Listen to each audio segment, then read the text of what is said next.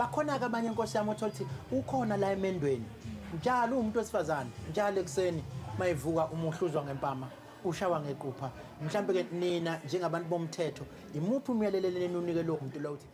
inkantolo zihleli zilindile ukuthi ufike uripote uvule icase and make sure ukuthi uyayithola i-domestic